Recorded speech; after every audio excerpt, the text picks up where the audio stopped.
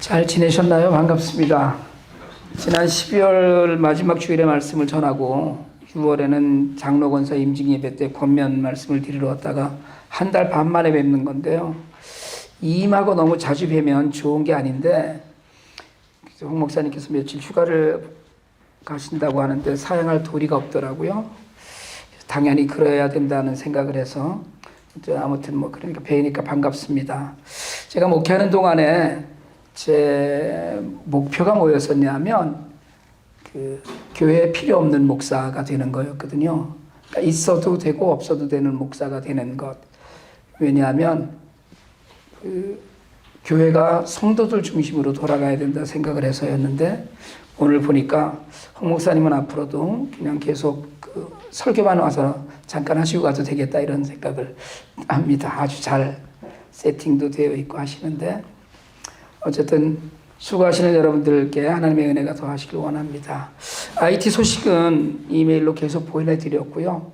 혹시 이메일이 등록되지 않아서 못 받으시는 분이 계시면 예배 후에 제게 이메일 주소를 알려주시면 앞으로 IT 소식을 보내드리도록 그렇게 하겠습니다. 간략히 말씀드리자면 7월 4일부터 14일까지 IT를 다녀왔는데요. 수도 포르토프린스에는 여전히 국제선 민항기 운항이 금지되어 있어서 국제공항은 완전히 셧다운되어 있는 그런 상태입니다. 너무 황량한 모습을 봐서 굉장히 마음이 아프더라고요. 북부 캐페이션으로 가서 국내선을 타고 들어갔는데 굉장히 긴장되는 시간이기는 했습니다. 수도 포르토프린스는 지금 전기가 전혀 들어오지 않습니다. 그래서 공장이나 기업들은 발전기를 돌려서 일을 하고 있고요. 저희가 후원하는 고아원들 중에 3개 고아원은 깽단 점령 지역이 아닌 곳으로 옮겼고 7개 고아원은 깽단 점령 지역에 있습니다. 1개 고아원은 깽단 점령 지역은 아니지만 중간에 깽단 점령 지역이 가로막고 있는 그런 형편이고요. 아이들이 자라서 참 너무 감사했고 거의 제가 10개월 만에 IT를 갔는데 그나마 이번에 가서는 대학생이 된 아이들을 많이 만났어요. 그러면서 하나님의 은혜를 다시 깨닫고 저희들 믿음을 추스리는 그런 계기가 되었습니다. 하나님께서 허락하시는 한 이 일을 계속 할 터인데 저희가 지치지 않고 이 일을 감당할 수 있도록 계속 기도를 부탁드립니다. 오늘 우리가 읽은 본문은 4장 3절부터 42절까지 이어지는 사마리아 여인과 예수님에 관한 이야기입니다. 꽤 긴 본문이잖아요. 그래서 이 본문을 예배 시간에 설교 전에 다 읽을까 그러다가 그러면 본문만 읽고 집에 가려고 그러지 않을까 싶어서 7절부터 30절까지 읽으려고 했어요. 그러다가 이 본문을 묵상하면서 꼭 여러분께 드리고 싶은 말씀의 핵심이라고 생각한 본문으로 오늘 본문을 압축했습니다. 그러니까 읽지 않은 본문들은 설교 중간중간에 말씀을 드리려고 하니까 그렇게 생각하시면 될 것 같고 본문이 짧은 대신에 설교가 길어지겠죠? 그렇게 하시면 되겠습니다. 예루살렘에 있는 유대에서 복음을 전하고 세례를 주시던 예수님께서는 바리새파 사람들의 핍박이 예상이 되자 제자들과 함께 유대를 떠나서 이제 갈릴리로 고향으로 돌아가십니다. 유대에서 갈릴리로 가는 길은 사마리아를 지나거나 아니면 요단강 동편인 베레아를 돌아가야 되거든요. 그러니까 사마리아로 가면 사흘길이고요. 베레아로 돌면 일주일이 걸리는데 유대인들은 대부분이 베레아로 돌아서 갑니다. 이 사마리아를 거치지 않으려고요. 많이 들어서 아시겠지만 유대인은 아수르 시절에 이미 점령되고 혼혈적이 된 그런 사마리아 사람들을 이방인과 동일하게 어쩌면 훨씬 더 더럽게 여겼습니다. 4장 9절에 있는 말씀대로 상종하지 않았어요. 그러니까 유대인인 예수님께서는 유대 사람들이 상종하지 않는 사마리아 사람을 만난 겁니다. 예수님 먼저 가셨고 어쩌면 기다리셨는지 몰라요. 혹시 우리는 세상을 살면서 상종 못할 인간이야 라고 마음에 품고 있는 사람은 혹시 없습니까? 세상 속에서 만나는 사람들이 다 내 마음에 들지는 않지만 그렇다고 해서 상종하지 않으면 우리는 우리의 삶을 통해서 예수를 전할 기회를 영영 얻지 못합니다. 예수님께는 상종하지 못할 사람이 없었어요. 그래서 사마리아로 가셨고 어쩌면 이 여인을 만나기 위해 가셨을 것이라는 추측이 결코 헛된 말이 아니라고 우리는 인정합니다. 그래서 사마리아의 제자들과 함께 들어가셨는데 제자들은 먹을 걸 사러 이제 마을로 들어가고 그리고 마을에서 한 1km쯤 떨어진 곳에 뚜껑 덮인 우물이 있었는데 거기에 예수님이 걸터 앉아서 쉬셨어요. 우리가 잊지 않았지만 4장 6절의 본문에는 그 시간이 오정쯤 정오쯤이었다고 밝힙니다. 우리 뉴저지나 이쪽은 오후 2, 3시 돼야 제일 뜨겁잖아요. 근데 팔레스타인 지역은 정오가 제일 뜨거운 시간입니다. 성경이 이야기하고 많은 이들이 그렇게 해석하듯이 우물에 아무도 없는 시간인 정오를 택해서 이 여인이 물을 들어와요. 사람들이 없는 시간을 택해서 사람들을 마주치기 싫어서 그랬습니다. 예수님께서는 어쩌면 이 일을 의도하셨을 것이라고 믿는데 여인에게는 아무도 마주치고 싶지 않은 자신의 삶이 있었기 때문입니다. 그러니까 여인이 그 땡볕 내리쬐는 시간에 우물에 갔는데 유대인 남자가 우물에 앉아 있는 거예요. 게다가 더 황당한 것은 그 유대인이 사마리아인인 자신에게 물을 좀 달라고 하는 것입니다. 여자가 너무 다 황당했죠. 논리적으로 말을 합니다. 아까 봤지만 한번 읽어봅시다. 시작. 사마리아 여자가 예수께 말하였다. 선생님은 유대 사람인데 어떻게 사마리아 여자인 나에게 물을 달라고 하십니까? 유대 사람은 사마리아 사람과 상종하지 않기 때문이다. 어떻게 유대 사람인 당신이 사마리아 여자인 나한테 이럴 수가 있느냐는 거예요. 그러니까 이건 굉장히 논리적인 이야기입니다. 맞는 이야기예요. 유대 사람은 사마리아 사람에겐 가까이 가서 상종도 하지 않는데 물 달라고 했으니까. 그러니까 예수님의 대답이 좀 선을 넘습니다. 10절도 우리 같이 읽어봅시다. 시작. 예수께서 그 여자에게 대답하셨다. 내가 하나님의 선물을 알고 누구인지를 알았더라면 도리어 내가 그에게 청하였을 것이고 그는 너에게 생수를 주었을 것이다. 여러분, 이 본문 말씀에서 예수님이 미리 이야기하셔요. 하나님의 선물 이퀄 구원, 물 달라는 사람 이퀄 메시아, 생수는 성령입니다. 이 등식이 성립해요. 근데 여자는 여전히 논리적이에요. 두레박도 없고 우물은 깊고 어떻게 생수를 구해준다는 말이냐. 당시 사람들은 우물에 갈 때 자기 두레박을 가지고 다녔습니다. 당연히 그랬어야 했겠죠. 게다가 우물이 무슨 땅에서 샘솟듯이 하는 것이 아니므로 대개는 우리가 상상하는 것보다 훨씬 깊은 우물이었습니다. 사마리아 수가성에 있던 우물은 거의 150m쯤 되지 않았나 이렇게 추측하는 학자들도 많이 있습니다. 그러니까 굉장히 커다란 길다란 끈을 가진 두레박을 갖고 다녀야 되는 거예요. 근데 여러분 아세요? 여자는 논리적으로 계속 타박하는데 당신이 어떻게 두레박도 없는데 이렇게 물을 길어서 나한테 생수라는 걸 주겠느냐고 그렇게 이야기를 하는데 예수님의 말씀은 영혼의 문제라는 거예요.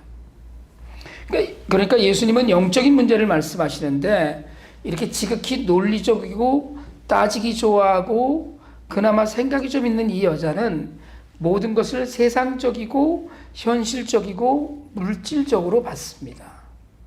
여러분 사실은 우리도 그러죠.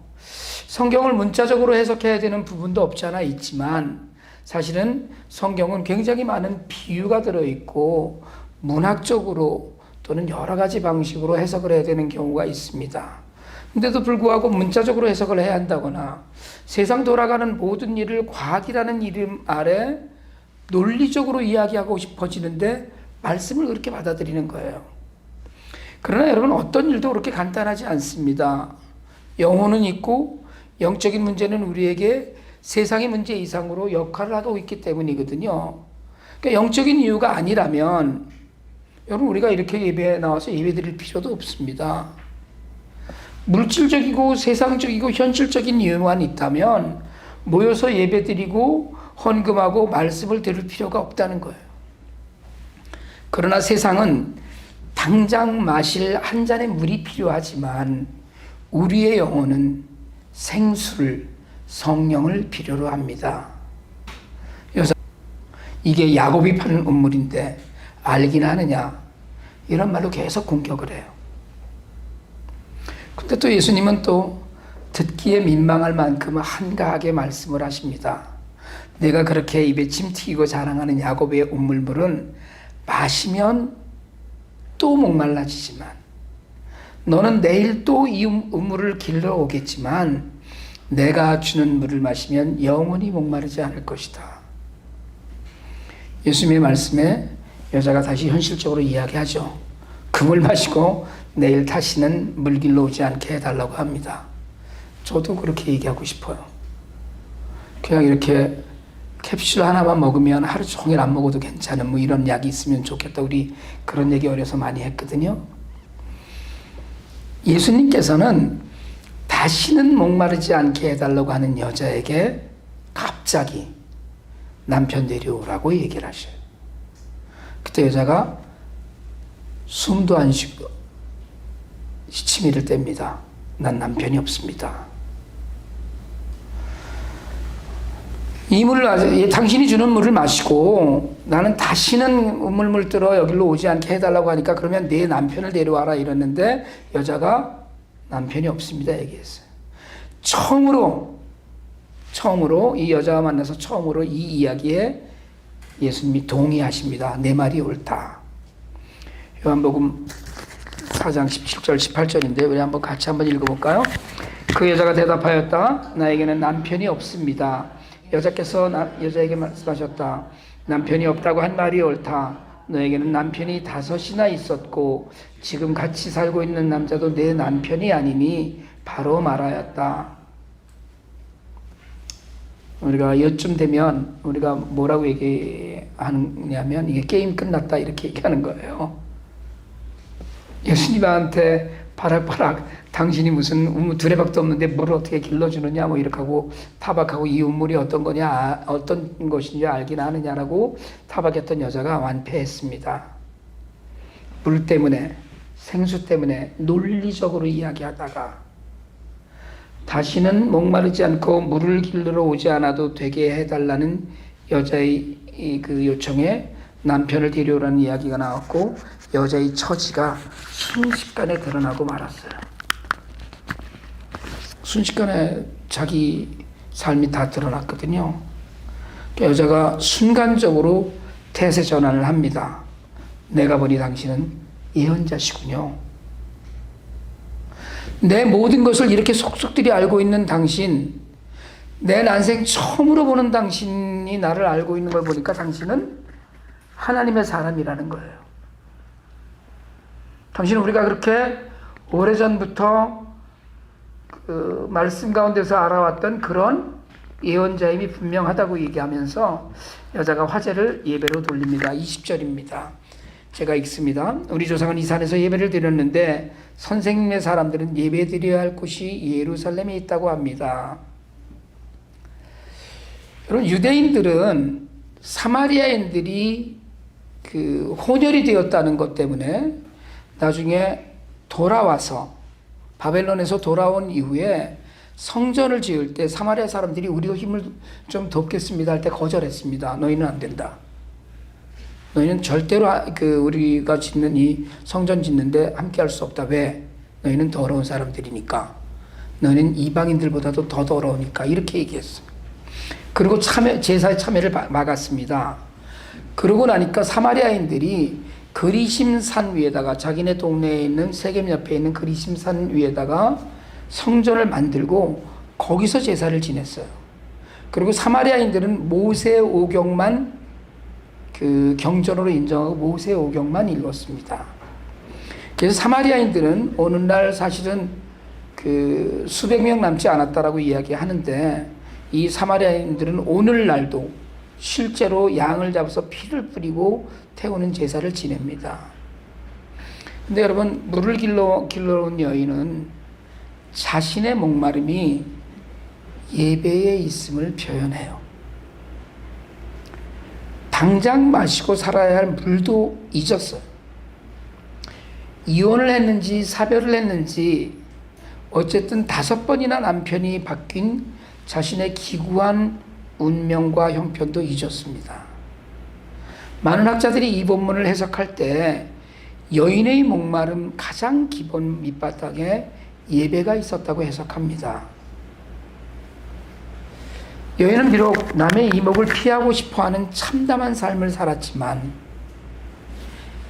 자기가 지금 보기에 예언자임이 틀림없는 진정한 유대인 랍비를 만난 여인의 질문은 자기 삶의 그 목마름 저 아래 예배가 있는 것을 물어요. 진정한 예배는 무엇인지, 어디서 드리는 것인지 여인 묻습니다. 여러분, 예배는 뭡니까? 예배는 우리가 하나님을 예배한다라고 하는 것, 이렇게 모여서 하나님께 나와 예배를 드린다고 하는 것은 하나님을 나의 하나님으로 인정한다는 고백이에요. 그러니까 내가 하나님께 기도드린다는 건 당신은 절대주 하나님이시고 나는 연약한 인간이라는 걸 고백하는 것과 마찬가지로 하나님을 예배한다는 것은 하나님을 나의 하나님으로 인정한다는 거예요. 그러니까 예배 드리는 거죠. 여러분, 부처님을 나의 그 신앙의 대상으로 생각하기 때문에 절에 가서 108배 절도 하고 하잖아요. 내가 인정하는 하나님이 나의 하나님이시기 때문에 오늘 우리가 나와서 예배를 드립니다. 그러니까 인정하는 거예요. 여러분은 혹시 물을 길러가야 되는 내 삶보다도 어렵고 힘들고 때로 손가락질 받고 있기도 한 삶보다도 예배가 더 중요하고 예배가 더 궁금하고 예배가 더 목마르신가요? 혹시 그런 적이 있으십니까? 먹고 살아야 돼서, 남보다 더 잘 살아야 돼서, 당장 내 삶에 미칠 물질적인 이유 때문에 혹시 예배가 뒷전인 삶은 아닙니까? 그러니까 다른 일 있으면 예배는 뒷전이고 시간 나면 예배 드리고. 여러분, 저는 여러분에게 예배에 대한 목마름이 있으시기를 축복합니다. 하나님은 그저 때때로 아무 때나 우리가 생각나고 기회되면 예배를 드릴 분이 아니라 내 삶의 정성을 다 바쳐서 예배를 드려야 될 분입니다. 절대 쉽지 않은 5번의 헤어짐이 있는 여자거든요. 이 여자가. 여러분, 오늘날이라고 그래도 그 성적인 여러 가지 그 참 문란한 일들이 많다고 해도 여자가 5번이나? 그러면 사람들이 수군될 수 있을 거예요. 그런데 이게 2000년 전 얘기입니다. 2000년 전 팔레스타인에서 유대와 사마리아에서 여자가 5번이나 결혼을 했다고 하면, 결혼을 했기 때문에 남편이 있었다고 하는 거 아니에요. 5번이나 남편이 바뀌었다고 하면 그것이 어떤 연유였든 간에 그 삶은 타인의 시선을 이겨내기 힘든 삶이었음이 분명합니다. 하지만 여인은 예언자를 만나서 목마름을 풀고 싶었어요. 예언자를 만나자마자 예배를 풀어보고 싶었습니다. 그때 예수님은 예배는 꼭 예루살렘이나 그리심산에서 드려야 되는 것이 아니다. 참되게 드리는 예배는 영과 진리로 드리는 것인데 지금이 그때라고 말씀하십니다. 우리 23절에 같이 한번 읽을까요? 시작. 참되게 예배를 드리는 사람들이 영과 진리로 아버지께 예배를 드릴 때가 온다. 지금이 바로 그때이다. 아버지께서는 이렇게 예배 드리는 사람들을 찾으신다. 장소와 형식이 중요한 게 아닙니다. 여러분, 장소와 형식이 중요한 게 아니에요. 성령의 인도하심 아래서 내가 내면에서 정말 진실하게 드리는 예배가 영으로 드리는 예배예요. 진리로 드리는 예배란 하나님의 말씀에 근거해서 진리이신 예수님을 통해서 하나님을 바르게 알고 드리는 예배예요. 아무렇게나 그냥 자리에 나와서 앉아서 인도자가 찬송하니까 찬송하고 기도하자니까 기도하고 하는 것이 아니고 하나님을 알고 말씀에 근거해서 드리는 예배예요. 그러니까 영과 진리로 드리는 예배는 성령의 인도하심 아래서 내가 온 마음과 진실함으로 그리고 하나님의 말씀에 따라 하나님 앞에 나아가 예배한다라는 뜻이 되어야 합니다. 예수님은 지금이 그때라고 하신 거예요. 예루살렘도 아니고 그리심산도 아니고 다 말고 그냥 지금이 영과 진리로 예배 드릴 때라고 얘기하셔요. 그게 중요한 게 아니라고 얘기하셔요. 여러분의 예배는 온 마음과 삶을 다해서 하나님을 바르게 알고 드리는 참된 예배입니까? 예배를 어떻게 드리세요? 여러분이 정말 바라기는 예배에 목숨을 걸어 보시길 바랍니다. 여러분 예배가 사도신경 외우고 찬송 하나 하고 그 다음에 대표기도 하고 봉헌하고 광고하고 설교하고 그리고 또 찬송 드리고 축도하고 이렇게 순서로 해서 끝나는 것이 중요한 게 아니라는 거예요. 예배는 내가 하나님의 역사에 있는 것을 온전히 고백하는 자리일진데 하나님을 인정하고 은혜를 사모한다는 표현이거든요. 하나님 내가 정말 뭘 좀 얻기를 원합니다라는 그런 표현이 있는 것이 이 예배인데 하나님께서 내가 예배보다도 더 중요하고 급하다고 여긴 모든 일보다 더 크신 분임을 인정하는 거예요. 그게 예배입니다. 그러니까 예배를 바르게 드리기 위해서는 우리 속 깊이 뿌리 박은 교만을 떨쳐내고 하나님 앞에서 낮아지는 겸손이 있어야 돼요. 그리고 오늘 읽은 23절의 마지막 가장 중요한 것이 뭐냐 하면 찾으신다는 거예요.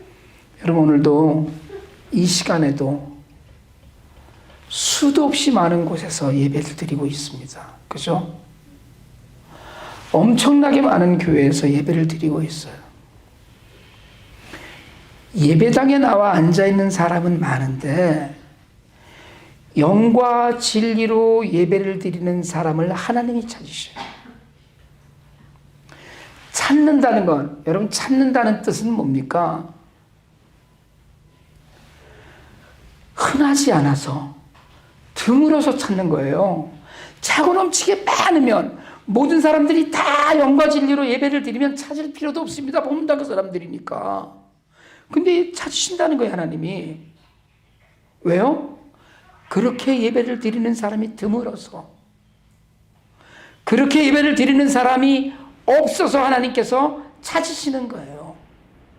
오늘 우리가 앉아서 예배 드리고 이렇게 모여서 하나님을 찬양하고 말씀을 듣고 기도하지만 정말 하나님이 찾으시는 그 사람인지, 저는 여러분이 하나님께서 찾으시는 바로 그런 예배자이시길 간절히 소망합니다.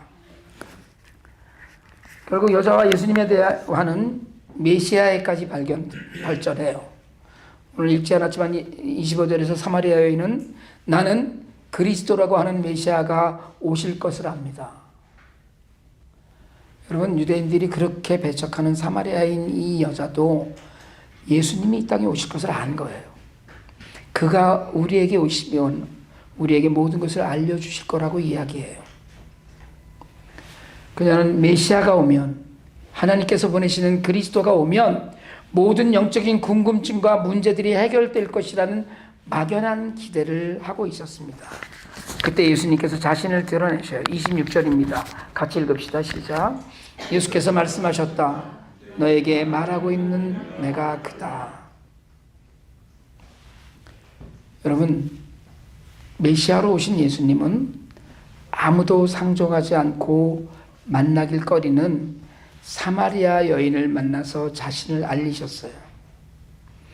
여자는 처음에 당신은 유대인이라고 불렀어요. 그리고 대화가 발전하자 당신은 예언자라고 불렀습니다. 그리고 예수님께서 이 여인에게 복을 베푸셔요. 내가 그다. 내가 바로 네가 그렇게 기대하고 기다리는 그리스도라고 하는 메시아다라고 분명하게 밝히셔요.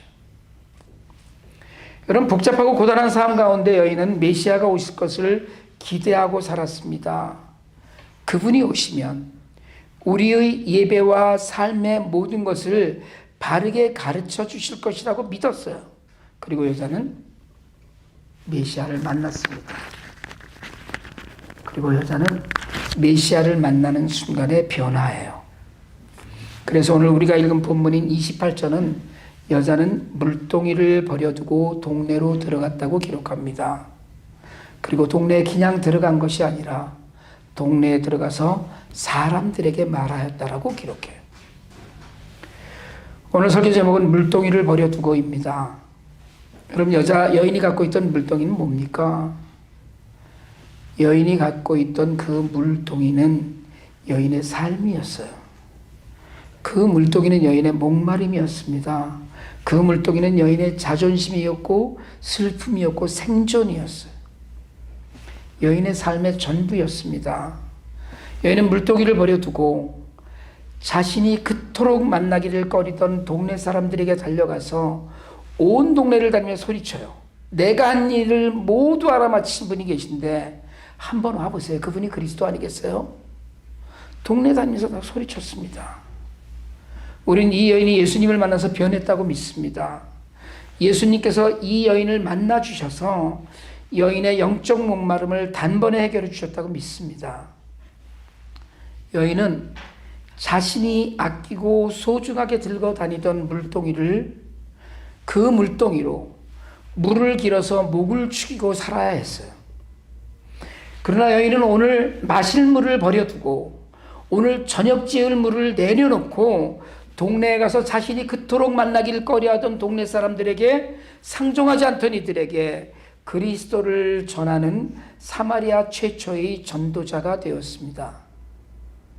자신이 변화되자 얼굴도 맞대기 싫어했던 동네 사람들에게 먼저 다가갔어요. 수군대고 손가락질하던 이들에게 그리스도를 전했습니다. 여러분, 혹시 오늘 여러분에게는 내려놓아야 될 물동이는 없습니까? 여러분이 예배보다 귀중하게 여기던 물동이는 어디 있습니까? 아직도 손에 들고 계실까요? 그 물동이에 물을 채우느라고 영과 진리로 드리는 예배는 또 잃어버리지는 혹시 않으셨습니까? 사마리아 여인의 물동이는 5 남편의 아픔과 육체적 목마름과 영적 목마름이 커다란 슬픔으로 담겨 있었습니다. 여인의 물동이에는 참아다 살아내지 못한 삶의 욕망과 눈물이 담겨 있었어요. 우리가 내려놓지 못한 물동이에는 혹시 더 많이 담으려는 물질의 욕망과 교만과 탐욕과 부패한 삶의 찌꺼기가 담겨 있지는 혹시 않습니까? 하나님을 의지하기보다는 내가 해보겠다는 자만 가득하지는 혹시 않습니까? 교만과 탐욕으로 가득 차 타인을 배척하고 내 기준으로 모든 것을 판단하고 비판하는 우리의 오만함이 우리를 겸손하게 하지 못합니다. 그러면 우리는 예수님을 만날 수가 없어요. 여러분, 혹시 예수님 만나셨나요? 하나님과의 관계는 잘 맺고 계십니까? 여러분을 만나서 예수님께서 우리에게 알려주셨던 그 모든 것들로 우리는 영과 진리로 드리는 예배가 있어야 하는데 혹시 그 예배는 제대로 배우셨습니까? 여러분, 하나님을 하나님으로 인정하시나요? 그러면 여러분의 삶의 모든 욕망과 찌꺼기가 담긴 물동이를 잠시 버려두고 여러분 주변 사람들에게 내 삶의 모든 것을 아시는 분, 내 물동이를 내려놓게 만드신 그리스도를 만나라고 전할 수 있어야 합니다. 삶으로 그리스도를 보여줄 수 있어야 하지 않겠어요? 그러려면 여러분, 영과 진리로 드리는 예배로 우리의 목마름이 채워져야 합니다. 말씀을 정리하려고 합니다. 예수님께서는 아무도 상종하지 않는 사마리아에서 남편이 5이나 있던 목마른 여인을 사마리아로 찾아가 만나 주셨어요. 그분이 오늘 우리를 만나 주시는 예수님이십니다. 예수님을 만난 여인은 자신의 눈물겨운 삶 속에서도 예배를 알고 싶어 했고 갈망했습니다. 그리고 메시아를 만나서 물동이에 담긴 자신의 삶을 내려놓고 복음의 전도자가 되었습니다. 여러분, 이제 우리 차례입니다. 예수님이 찾아오셔서 생수를 주시겠다는데도 우리는 내가 좋은 것을 찾아서 예배 밖으로 나가 우물에서 두레박질만 하면서 살 수는 없습니다. 여러분, 물동이를 잠시 버려두는 결단이 있으시길 축복합니다. 우리가 만난 그리스도를 통해서 우리의 삶에 하나님의 뜻이 이루어지고 우리가 세상의 물동이가 아니라 영원한 생수의 은혜를 풍성히 누리게 되길 주님의 이름으로 축원합니다.